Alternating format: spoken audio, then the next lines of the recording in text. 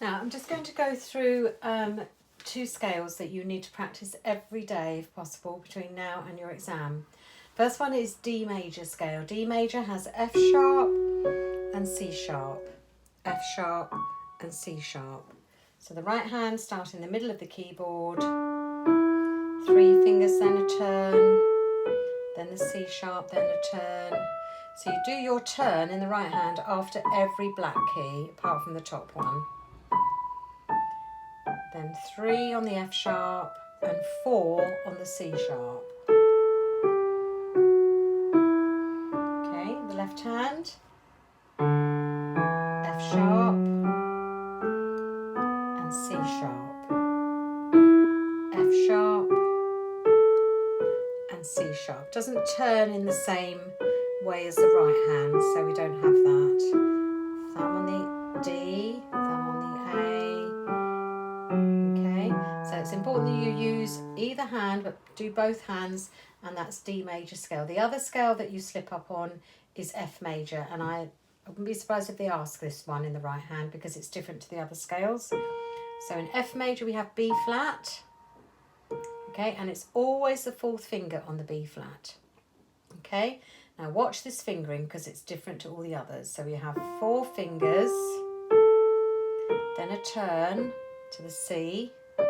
Then we only do 3 fingers before we turn again because the rule is the thumb comes on the keynote, and in this case that's F because it's F major. Then we carry on, 4th finger on the B flat, remember. Big turn, so the thumb goes to the C and you end with a 4. So you end with a spare finger at the top. Then we come down, as long as you remember the 4 goes to the B flat and the 3 turns on the E, and then the 4 on the B flat. So just watch that right hand F major scale again. 4 on the B flat, big turn to the C, then another turn on the F, the B flat, big turn to the C, and end on finger 4, coming down, 4th finger to B flat, then 3 finger to E, and then 4 finger to B flat, okay? Don't just practice it in the right hand though, we still need to play it in the left hand. You might get asked the left hand, I don't know. All right, but the left hand fingering is the same as your other scales. There's no difference in the fingering, you're just using that B flat. Turn after the 3rd finger, turn after the 4th finger, turn after the 3rd finger. Okay, so out of all your scales, you should be practicing all of them regularly, but those two particularly you're a little bit weaker on, so give them a bit more attention. The broken chord, you seem to have forgotten that a little bit or got lost with it slightly. The right hand is 1, 3, 5. That's your first chord. Then it's 1, 2, 5. Right, because you've got the bigger gap here, bigger interval between these 2 fingers. Then it's 1, 3, 5. Okay, so 3 in the middle, 2, and then 3 again. Okay, 3, 2, 3. 1, 3, 5, 1, 2, 5, 1, 3, 5, 3, 5, 3, 1, 5, 2, 1, 5, 3, 1. Okay, do it in all the keys. The pattern will be exactly the same.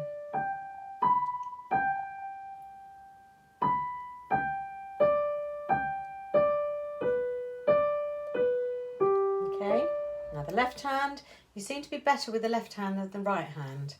Okay, so maybe I'll do a couple of minor keys in the left hand. So D minor, 5, 3, 1. Then you use the 3 again, and then the 2 comes on the top. You were tending to stretch out your thumb too far.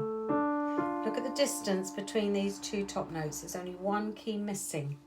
Okay, sorry, D minor. 5, 3, 1. Here it is. 2, 1, 2. Back to the thumb. 2, 5.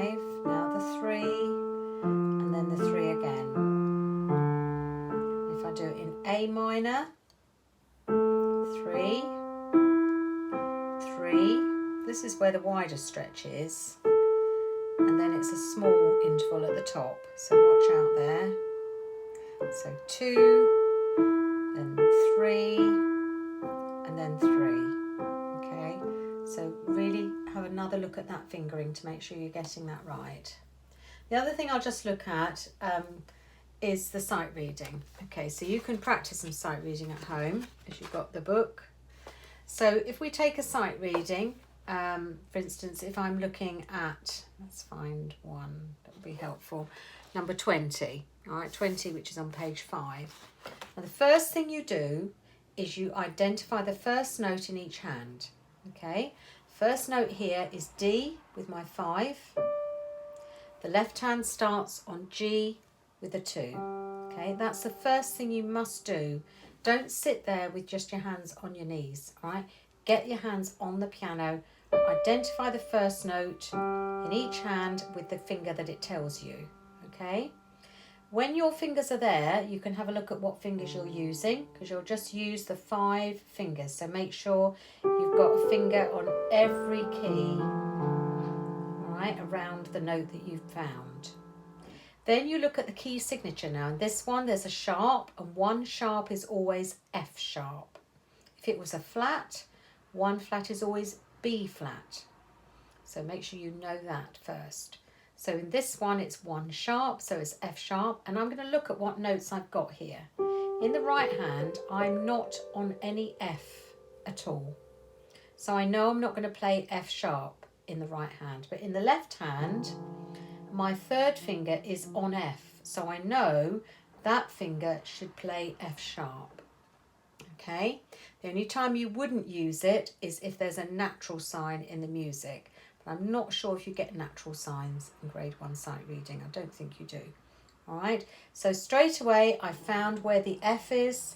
I know it should be F sharp, and I take that finger, not a different finger, that one, onto the F sharp. All right, so maybe practice at home finding F sharps and B flats on the piano so you know where they are. Okay. Now, I keep my hands still. The other thing I need to look at is how many counts am I counting in a bar. And this one says 2. Okay, 2 counts in a bar. I might, if I still have time, try the first bar and the last bar. So the first bar starts with quavers. So when we do quavers, we count 1 and 2. 1 and 2. So I'm going to count that in my head. 1 and 2. Okay, the last note in the left hand is actually the same note that it starts on. It ends on a minim, that's a 2 count note on the G. All right, so I've done the beginning and I've done the end. You're unlikely to get enough time to play the whole thing all through. So I would advise against that. If you still have a bit of time, you can maybe do the first 2 bars. 1 and 2, 1 and 2. And maybe the last 2 bars. 1 and 2, 1, 2, okay? But I think all the time it takes to look at all the other things and to get your hands ready, you probably won't have time to do that. So once you're then asked to play it, count a few counts in first, in your head, 1, 2, or even say to yourself, 1 and 2, 1 and 2, because you know that's how the rhythm starts at the beginning. So it'd be good to do that in your head first, 1 and 2. 1 and 2.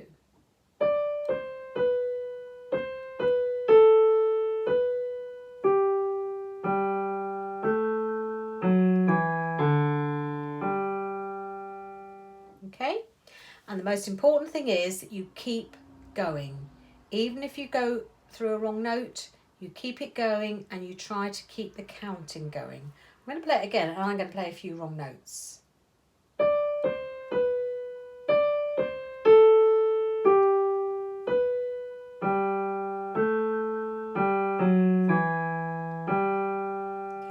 Lots of wrong notes there, but I kept going and the counting kept going as well.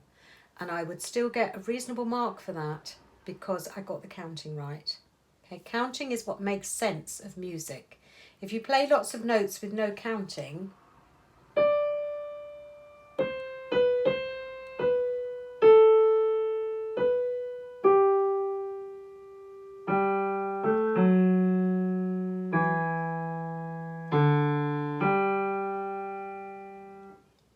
that didn't make a lot of sense. All right, the tune was right, but the counting was terrible. And if you tried to clap a beat to that, you would not be able to, because there was no beat to it at all. All right, and that's why they get you to do clapping to a beat in oral tests, because feeling the beat of the music is the very important thing. Playing it with a beat.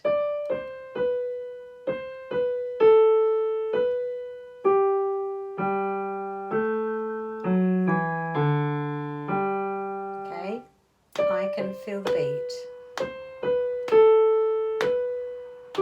It makes more sense. So that's the important thing with sight reading, is the counting actually. So just to recap, any sight reading you have, try and get your hands on the piano with the first note in each hand and the finger that it's given. Look at the key signature, if there is one. One sharp is F sharp, one flat is B flat. Look at the notes you've got under your fingers. If one of those notes in one hand, or maybe even in both hands, or maybe not at all, it may be that you don't have to use the key signature. That does happen as well. All right, but check if you've got one of your fingers on one of the notes that should be a sharp or a flat, take that finger to the correct black key. Okay, then look at how many counts you're counting and try counting the rhythm to yourself as if you were doing a clapping exercise. Then if you still have time, try the first bar and the last bar. Okay.